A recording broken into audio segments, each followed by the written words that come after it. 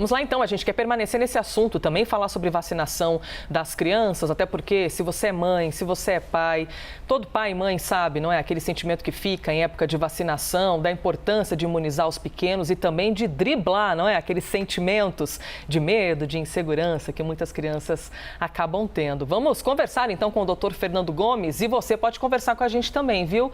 Pelo Twitter, não é, Dr. Fernando? A gente adora as participações pelo Twitter, você pode mandar sua dúvida, sua pergunta, hashtag correspondente médico. Eu até acabei de perguntar por lá se você que tem filho ou filha, como é que enfrenta esse momento aí de ter de levá-lo para vacinação. Tudo bem, doutor Fernando? Ótimo, Elisa. Vamos trabalhar? Vamos, que a nossa semana seja ótima e com muita saúde. É isso que nós desejamos. E semana que começa com vacinação de crianças contra a Covid.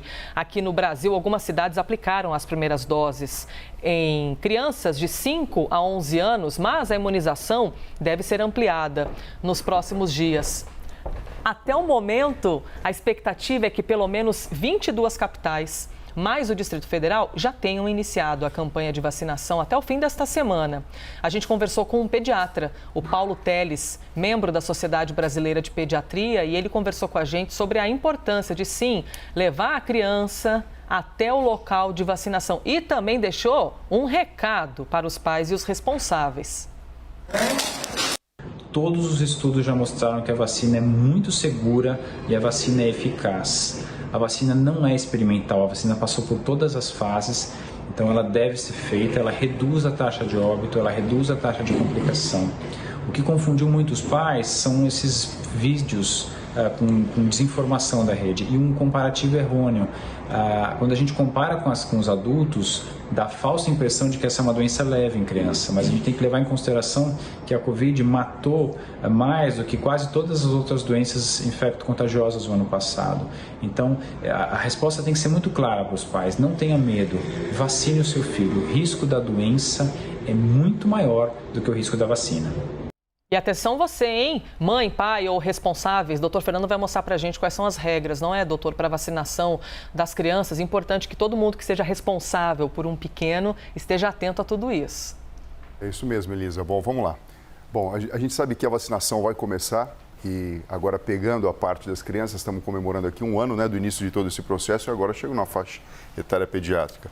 De 5 a 11 anos, o público estimado no país de 20 milhões de crianças, o esquema vacinal com 2 doses para completar todo o sistema imunológico, então, sendo dessa forma estimulado, e o imunizante atual, o da Pfizer, Elisa. Esse é o protocolo e a gente sabe que existe, pelo menos aqui em São Paulo, o início com crianças que tenham aí a comorbidade, doenças congênitas, indígenas, quilombolas, e em breve, em fevereiro, iniciando com todas as crianças.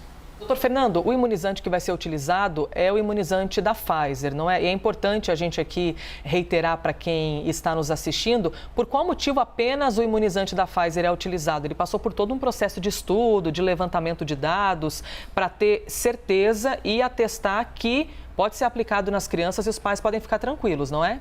Existe todo um trabalho científico bastante prolongado e bastante consistente até chegar nessa autorização e na oficialização desse imunizante para ser utilizado em crianças, Elisa. A gente já tem um banco de dados bastante robusto com crianças que foram imunizadas na América do Norte e, portanto, a gente pode dizer que, do ponto de vista científico, esse é o imunizante que pode ser utilizado até o momento. Pois é, e no momento que a gente está vivendo, não é, doutor Fernando Gomes, nunca nós vimos tantos médicos aí pela rede social, tanta mensagem que é encaminhada por WhatsApp e os pais, as mães que querem o melhor para os seus filhos, é muito natural, né, doutor, que eles fiquem apreensivos, que fiquem preocupados. Puxa vida, será que eu devo confiar? Será que eu não devo confiar? De que maneira os pais devem ficar aí mais atentos e conectados com esse momento de segurança para as crianças? Porque também quem tem filho sabe como é essa sensação, não é, doutor? Que não quer, lógico, colocar o filho numa situação ruim. Sim, a gente tem que levar em consideração, Elisa, a construção passo a passo do conhecimento médico, aqui no caso da aplicação da vacina em crianças para a prevenção do coronavírus. Então, ninguém está falando de um trabalho experimental, de algo assim.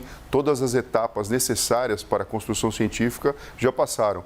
Desde lá no passado, né? Teste em bancada, para depois então chegar em teste em humanos, a aplicação. Então, a gente vê aqui a fase 4 acontecendo ao redor do mundo. Já existe um antecedente de aplicação de vacina em crianças. Então, nós já temos número suficiente para dizer que é seguro e, principalmente, Elisa, que é necessário que isso seja feito. Então, na verdade, privar uma criança do processo de vacinação, na verdade, não faz sentido.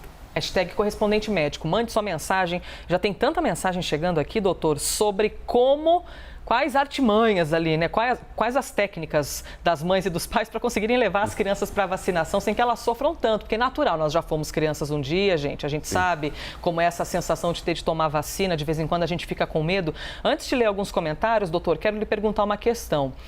A dúvida de muitas pessoas é, se criança não é o público-alvo ali que pode ser mais acometido por Covid-19, se a taxa não é de infecção e até de morte é baixa em comparação com outras faixas etárias, por que exatamente é necessário vacinar as crianças? Bom, Elisa, porque a gente está vivendo uma pandemia, de alguma forma elas também podem transmitir. O número, apesar de ser menor quando a gente compara com outros grupos, e a gente fala de adultos, pessoas com comorbidades, com mais idade, é um grupo que também está suscetível a ter a doença. Então, não tem porquê, se a gente tem a possibilidade de evitar que isso venha a acontecer, ou pelo menos a gente reduza, a gente não lance mão disso que já existe em ciência. Até do ponto de vista ético, fica complicado a gente defender a ideia ao contrário, né? Por que não vacinar as crianças? Haja visto que estamos vivendo um momento bastante crucial da humanidade e temos recurso para auxiliar o sistema imunológico dessas crianças de não terem uma complicação ou mesmo até a própria manifestação clínica da doença. É por isso que o senhor já ressaltou tanto para a gente, não é, doutor? Que não é porque as crianças não, muitas vezes, evoluem para a forma grave, elas não deixam de transmitir, né? Muitas vezes para um pai, para uma mãe, para um avô, para uma avó, para a pessoa que ela convive. Tem mensagem chegando aqui, minha nossa, olha lá, doutor Fernando Gomes, o senhor já foi criança um dia, hein, doutor? O senhor era muito medroso com vacina? Você era mais tranquilo já? Elisa, nunca tive medo de vacina, é curioso isso, né? Sempre eu fui bastante destemido em relação a isso. Uma criança que já mostrava que ia ser médico um dia. A Raquel está dizendo, meu filho tem pavor de vacina. Todo dia pergunta que dia que vai tomar a dele. E acaba sendo apavorado. É, Raquel, não tem jeito. Ó, a Izzy está dizendo, meu filho tem 23 anos e ainda tem medo de vacina. Tem medo de injeção. O Marco disse, aqui a gente fala a verdade para que eles tenham a importância sobre o assunto, tenham a consciência, né, da importância do assunto e desde cedo entendam que dói, mas é fundamental para eles.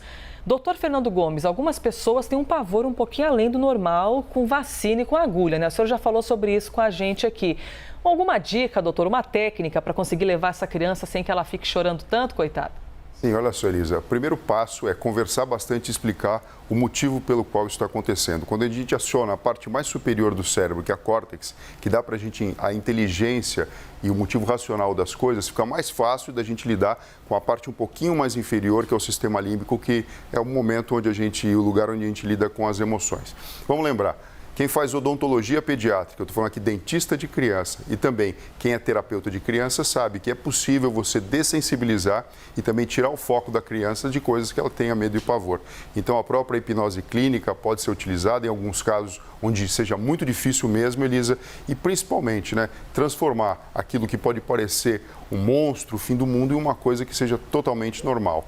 Isso é possível com o cérebro de qualquer pessoa e inclusive das crianças, Elisa. Muito bom. O Sérgio está falando que ele passa segurança para a filha. Ele fala assim, fica tranquilo que o pai está aqui. Esse relacionamento é muito importante. Amamos as mensagens que chegam de vocês em hashtag correspondente médico, mas antes, deixa eu ir para o próximo assunto aqui que a gente vai lendo e conversando com o doutor Fernando, mas tente trazer mais assuntos.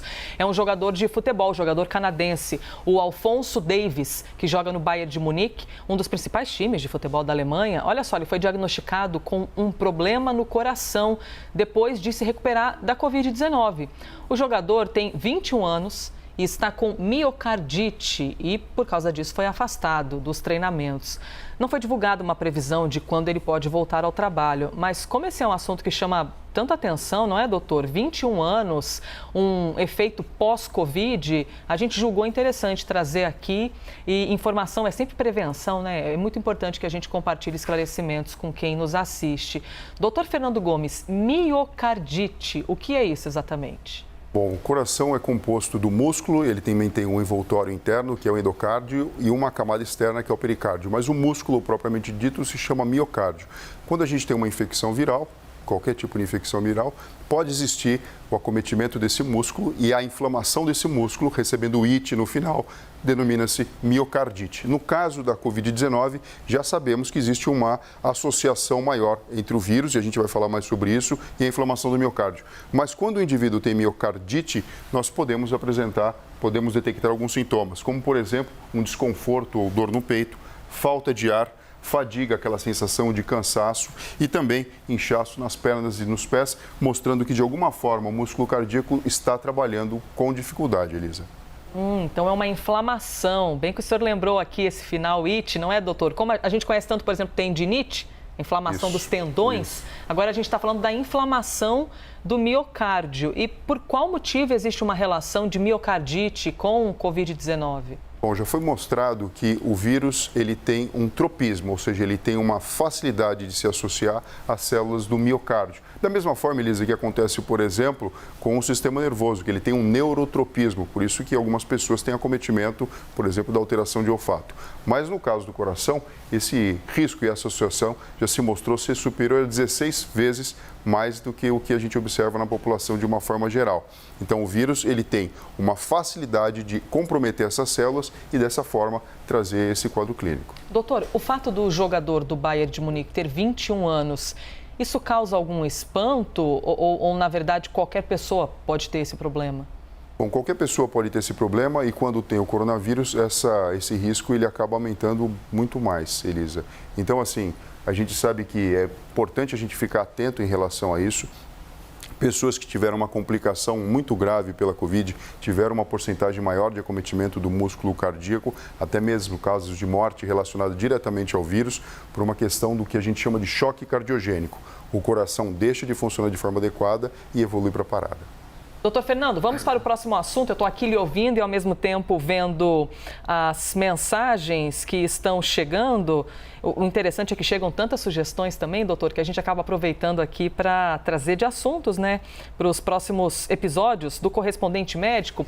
Mas tem um tema bem interessante para trazer hoje, que é segunda-feira. A gente vai falar de depressão e de sensação de tristeza.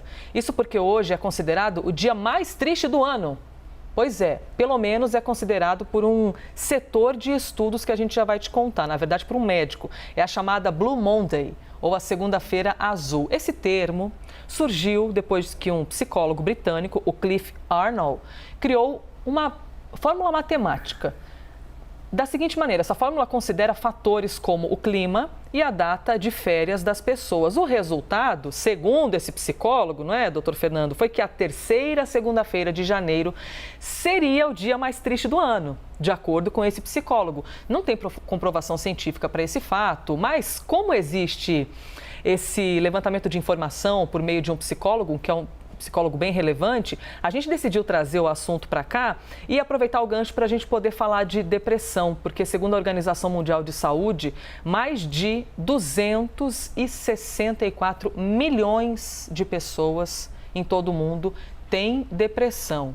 Doutor Fernando, quando alguém fala que tem depressão, ou quando tem coragem de falar, né, porque muitas pessoas escondem justamente porque não existe a consciência coletiva e ela ouve preconceitos de volta, geralmente essa pessoa ouve assim, nossa, mas é só você, põe uma musiquinha aí para você se animar, não é? Puxa, mas é só você querer, vamos lá, vamos conversar um pouquinho que você já fica bem. Porque é importante conscientizar para que os outros entendam que não é lá tão simples assim. Exatamente, Liz. E a gente sabe que a depressão é um distúrbio neuropsiquiátrico que tem um embasamento genético, mas também associado com as vivências do dia a dia. E muitas vezes o cérebro funciona num formato diferente. A importância de a gente estar falando sobre isso, primeiro, é que muitas pessoas sequer imaginam o que é estar dentro de um diagnóstico de depressão. Então, perde a vontade de viver, perde a graça com as coisas. Não significa que depressão seja simplesmente tristeza, mas aquela energia vital, ela vai embora, Elisa. Existem alterações relacionadas com o hábito de dormir, de descansar ou de ficar acordado demais, alterações relacionadas também com a alimentação e, principalmente, toda a performance na vida fica comprometida. Isso porque algumas áreas do cérebro funcionam diferente, tanto por atuação de neurotransmissores, como também de circuitos propriamente dito. Então, o córtex pré-frontal, região onde, na verdade, fica essa nossa tela mental de consciência e a gente faz julgamento das coisas. E muitas vezes acaba dando relevância para coisas que não são tão boas assim. Assim como o hipocampo, área responsável pela memória, no qual pode ser prejudicado o seu funcionamento e, inclusive, ter um direcionamento para que a recordação seja apenas de fatos que nos deixam com autoestima mais baixa e tristes. E também a amígdala cerebelar, que tem muito a ver com o nosso processo de irritabilidade e de agressão. E que também, quando não funcionando de forma adequada, pode configurar o quadro da depressão, Elisa. Doutor, o senhor que é um neurologista e um neurocirurgião, quando as pessoas chegam com relatos de depressão ou essas oscilações, né, emocionais, até que ponto a pessoa sente-se triste ou ela fica mais apática, né? As coisas acabam perdendo sentido, assim, é como se a vida ficasse preto e branco, acaba perdendo um pouco dessas questões de sentir-se bem, né, disposto para viver. Por que exatamente ocorre isso, essa espécie de apaticidade, da pessoa perder o sentido? Na verdade, a gente detecta, Elisa, que a pessoa tem a sensação, quem consegue falar, é que existe como se fosse um apagão dentro da cabeça e o brilho da vida pode ir embora, ou então pelo menos reduzindo. Não é incomum a gente ouvir no consultório pessoas que ficam imaginando chegar o dia final e simplesmente deitar no caixão e ter um lugar para descansar. Então, assim, é muito difícil a gente, na verdade, entender isso, mas nós sabemos que o cérebro é capaz de dar significado para um dia e, de repente, um dia ele ser feliz, independente de nada diferente do normal ter acontecido. Quando esse médico falou da Blue Monday, como um dia mais triste do ano, isso pode acontecer principalmente mais no hemisfério norte, onde o inverno está, na verdade, se manifestando agora. Por sorte, a gente vive num país tropical, mas a gente está aqui vivendo também uma campanha bastante importante, que é do Janeiro Branco, que traz luz a todas essas questões da saúde mental, entendendo que é importante a gente lidar com as emoções de uma forma adequada e diagnosticar transtornos mentais, porque, Elisa, eles têm diagnóstico preciso e têm tratamento, e principalmente possibilidade de uma vida absolutamente normal. Procure um médico, né? Não viva com esse sentimento. Tem saída, tem tratamento para você poder viver feliz. Por isso que o Dr. Fernando Gomes sempre alerta a gente dessas questões emocionais. Não é bobeira, não é má vontade, não é preguiça, é uma doença. A gente tem de ter respeito com o outro, não é, doutor? Obrigada por mais um dia. Obrigado você, Elisa. Pessoal, se cuidem e até breve. Este foi mais um Correspondente Médico.